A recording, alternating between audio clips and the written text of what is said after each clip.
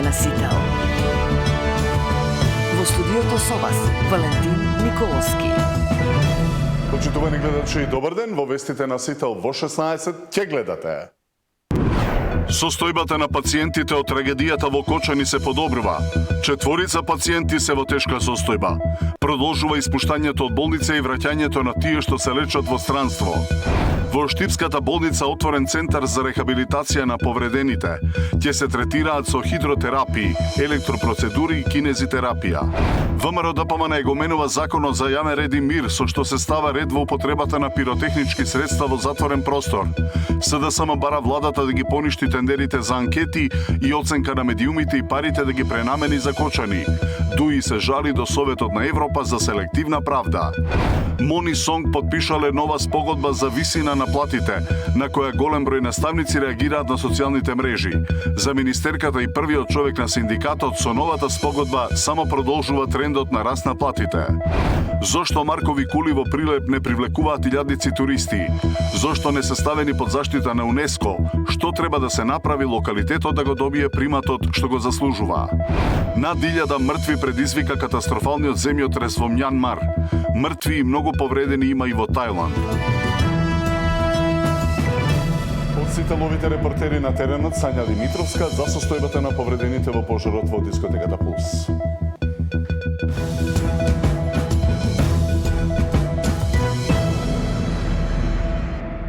Здравство, Таравари денеска соопшти за состојбата на повредените во пожарот во Кочани, што се лечат во земјава и во странство.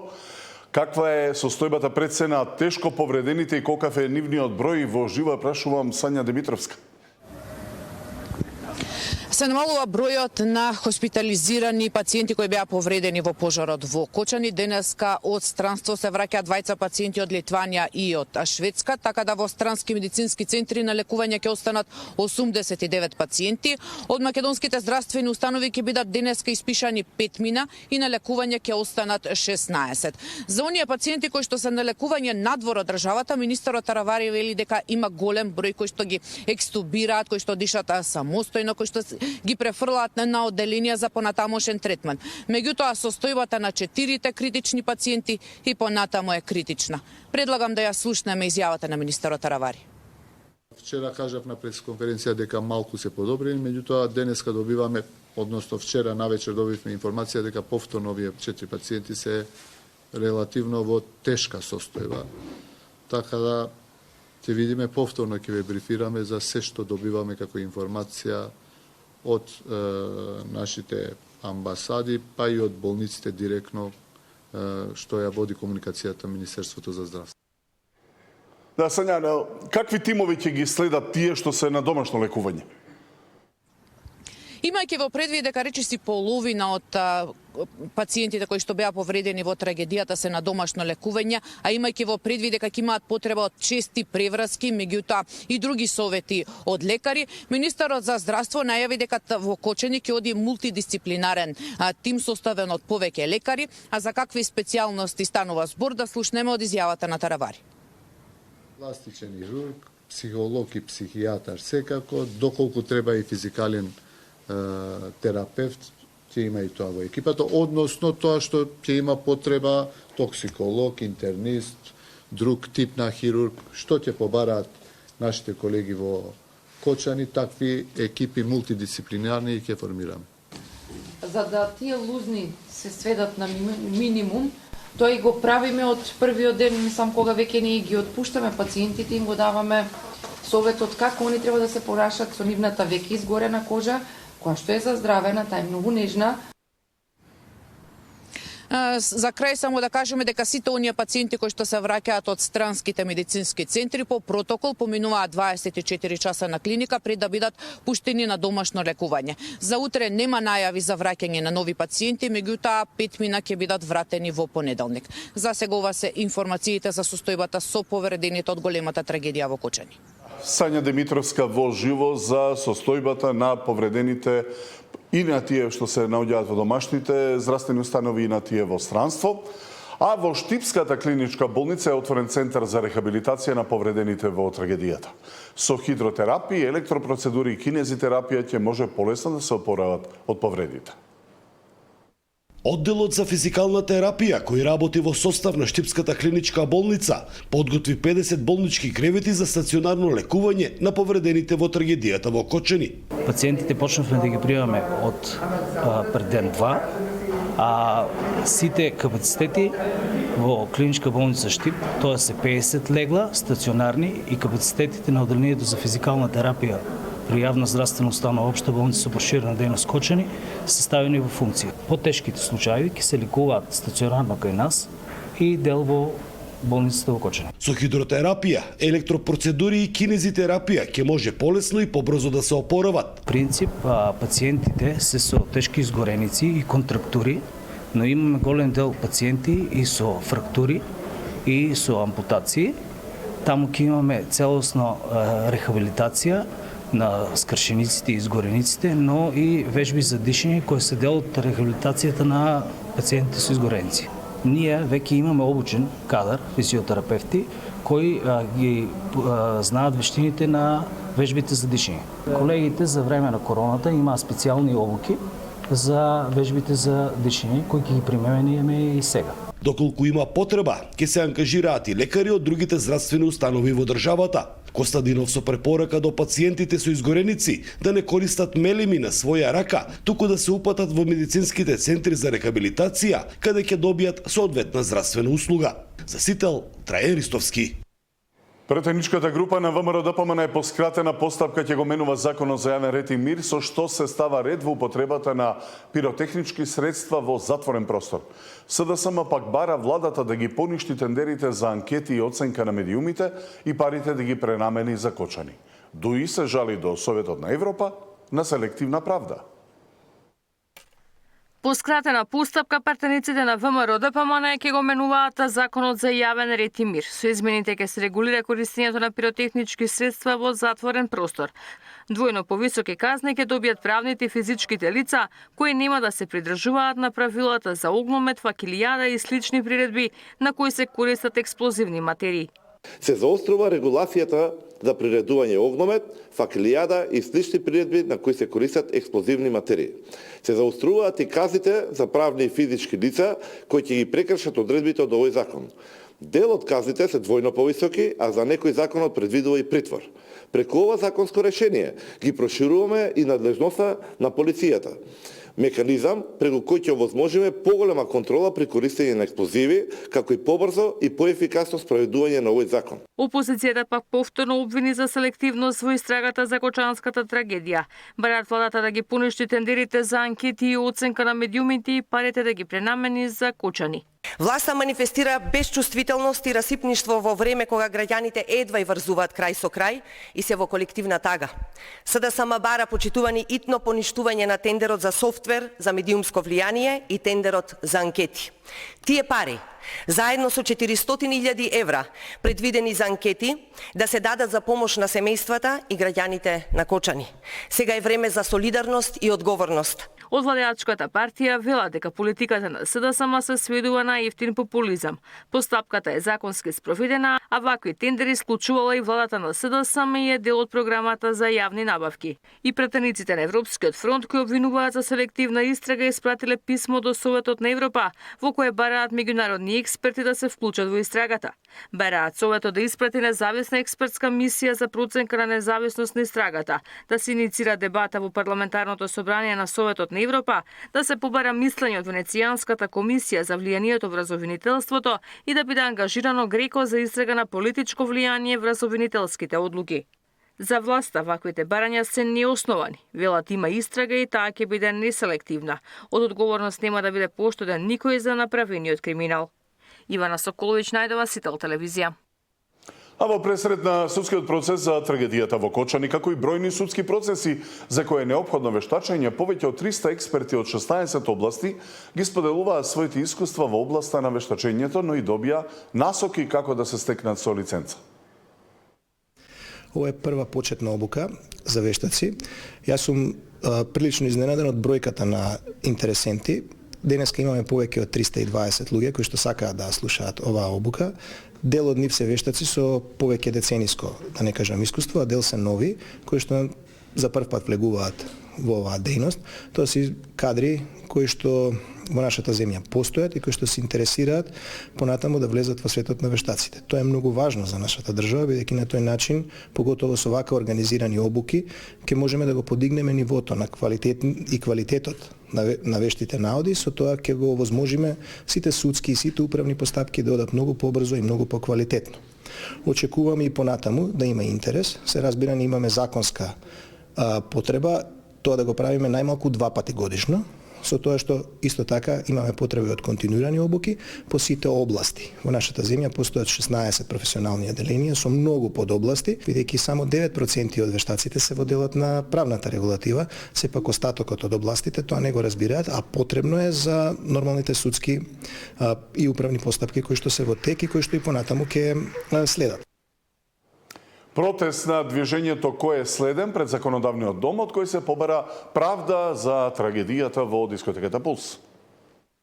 Кога тие заминуваат на одмор, ние доаѓаме пред собрание. Откако пратениците решија да направат пауза од одржување на седници по трагедијата во Кочани, граѓаните пред собрание денеска поставија импровизирана сала. Наредија столчиња, наместија и говорница. Организаторите на денешниот протест од иницијативата кој е следен побараа од надлежните служби јавно да ја објават целата документација за дискотеката Пулс од 2012 до денес. Дополнително граѓаните побараа да се формира и инспекторат на кој секој граѓанин ќе може да пријави нерегуларност во работењето на објектите. Како граѓани, како верувам и сите останати, сме фрустрирани од неактивноста на нашето собрание, не само во овие 2 недели, туку во текот на целиот наш животен век. Собранието е исклучително пасивно, иако има најголема обврска да ги репрезентира граѓаните на оваа држава. Така што поради тоа решивме кога собранието, кога пратениците кои што се платени од нашите даноци одат на одмор, ние како граѓани да се собереме и да дискутираме за своите проблеми. Предлагаме да се оформи граѓански сервис инспекторат кој ќе овозможи транспарентно работење на сите инспекторати во државата, со што секој граѓанин ќе може да има увид кој објект и локал бил подложен под инспекцијски надзор, а кој не. На говорницата се обратија и дел од присутните граѓани. Сакам да ги потсетам партиите, министерите, функционерите дека ние да гласавме. Нашиот глас требаше да премине во реформа која ќе нас заштити, подобри и охрабри. Вие сте тука од нас за нас. Вашата функција е да го задоволите овој народ. Тој народ кој што ви дозволи да седите на тие позиции. Тие што ни ветуваат промени, токму тие, баш тие го уништуваат овој народ. Тие што седат во удобни фотели, донесуваат закони што им одговараат само на нив. Додека се богатат, а народот страда. Протестот се одржа без тензии во демократска атмосфера. Околу законодавниот дом имаше засилено полициско присуство. Габриела Лескова, Сител телевизија.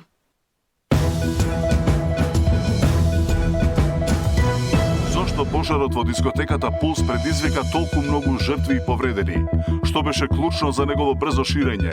Што се користи за градба на објектите и колку е огнеотпорно? Дали законските барања за ПП заштита се доволни или треба измени? Дали регулацијата на пиротехниката треба да се заостри? Тема на денот со екс-командирот на противпожарната бригада во Скопје и екс-национален координатор за намалување ризици од катастрофи и несреќи Владимир Симоновски.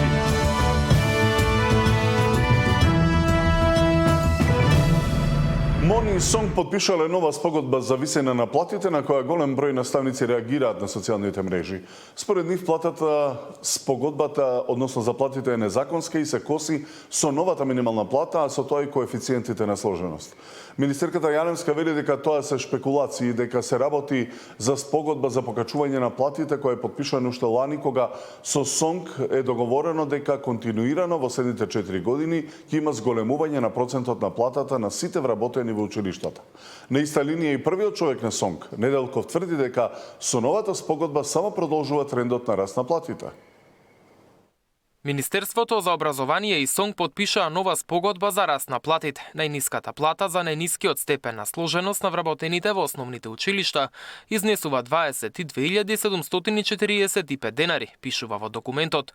Дел од просветните работници незадоволни на социјалните мрежи велат ова е бруто износ, што нето би изнесувало 15.250 денари. Министерството за образование доколку го почитува колективниот договор и законот за минимална плата, и СОНК да ги почитуваше законите и да се грижеше за просветните работници, ќе ја утврдеа за основица минималната плата на државно ниво, која е во висина од 33.352 денари во бруто износ или 22.567 денари во нето износ. Со непочитување на колективните договори и законот за минимална плата, платата на просветните работници е скратена за 1/3, пишуваат на социјалните мрежи. Според министерката за образование, ова е шпекулација. Јаневска вели спогодбата за покачување на плата е подпишана уште лани, кога со СОНК договоривме дека континуирано во следните 4 години ќе има зголемување на процентот на платата на сите вработени во училиштата. Оваа година идентичната спогодба ја подпишавме повторно, за да може да се исплати мартовската плата во април со покачени 7%. Точно е дека одредена група вработени во училиштата имаат коефициент на минимална плата.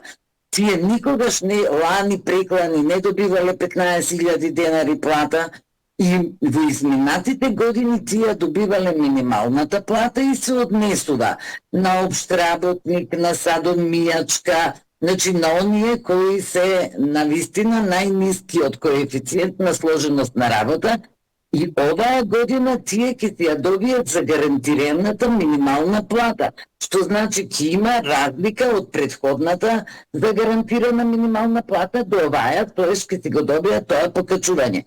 Сите останати ќе ти добијат според коефициент на сложеност на работа, како и секоја година. На иста линија и првиот човек на СОНК, Неделков, тврди дека со новата спогодба само продолжува трендот на раст на платите. Се спекулира дека се оштетени, како што и вие споменавте, просветните работници, апсолутно не е точно.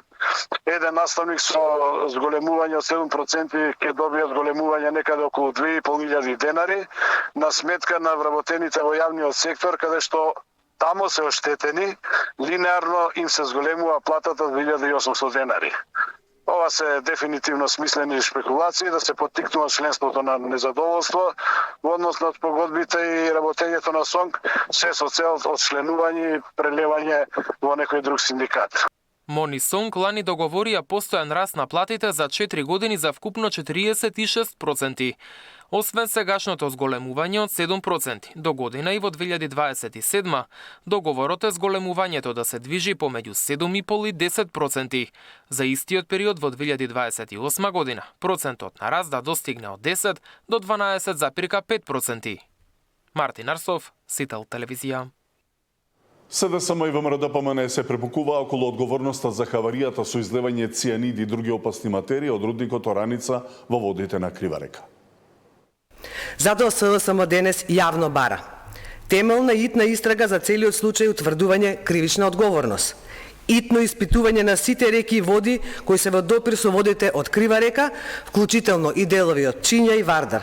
Потенцираме и укажуваме дека можеби храната која јадеме е под ризик. Објава на сите инспекцијски извештаи поврзани со рудникот Тораница. Оставка од пратеникот Емил Спасовски, кој свесно ширеше дезинформации и ја минимизираше катастрофата. Одземање на еколошката дозвола на Булмак 2016 поради сериозни и повторени прекршувања. Институциите на државата веќе изрекле казна од над 200.000 евра. И секој што ќе загрози животната средина ќе се соочи со санкции без исклучок. Истовремено, издадено е решение со кое се задолжува рудникот да превземе мерки од интегрираната еколошка дозвола за да направи проценка од страна на надворешни стручни лица во определен рок. По добивање на резултатите, доколку има проценета штета на животната средина од страна на Државниот инспекторат за животна средина, ќе се поведе соодветна постапка согласно законските регулативи. А зошто Маркови кули во Прилеп не привлекува илјадници туристи по примерот на други слични археолошки и природни локалитети, одговори бараше Дарко Штарговски. Наместо препознатлив туристички бренд кој што со својата историја, велелепност и мистика ќе привлекува илјадници туристи годишно од целиот свет, Марковите кули кај Прилеп се повеќе стануваат подзаборавена приказна од минатото.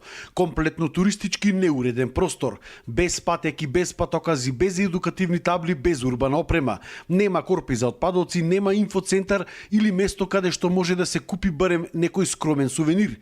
Нема место каде може да се купи ниту едно шише вода или да се напиеш барем едно кафе. Практично нема ништо, освен тоа што го оставила природата или се направило во поранешна Југославија. Марковите кули се под надлежност на Институтот за старословенска култура, откаде велат дека посеопфатна стратегија за туризам тие сами не можат да направат, бидејќи нивниот приоритет е научната дејност.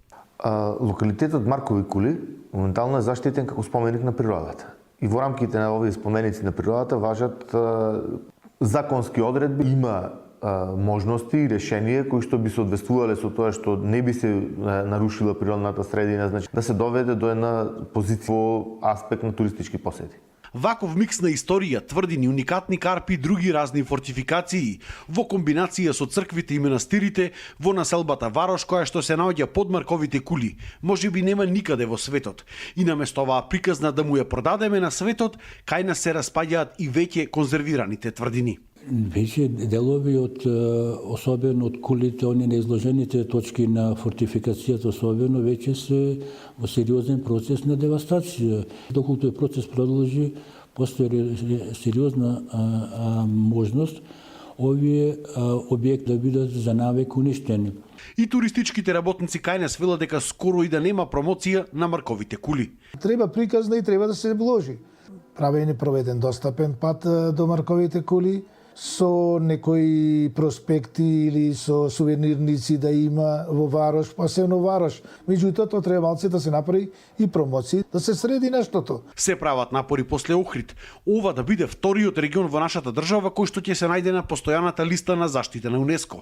Но Министерството за животна средина со години од нејасни причини не се согласува културните содржини да бидат внесени во планот за управување заедно со природните и локалитетот да биде заштитен како мешовито добро. Каде е моментално пречката, што се случува? Треба да се направат дополнителни анализи и сето тоа да добие на поинаква форма. Заштитен, реков само како природно наследство, треба дополнителни анализи да се прошири. За да се валоризира од двата аспекти, треба повеќе да се вложи. Од Министерството за култура само кратко одговорија дека се работело на формирање на работна група за отпочнување на процесот за соодветна промоција и дека е стапено во контакт со сите соодветни институции за забрзување на процесот за ставање на локалитетот под заштита на УНЕСКО. За Сител Дарко Штарговски.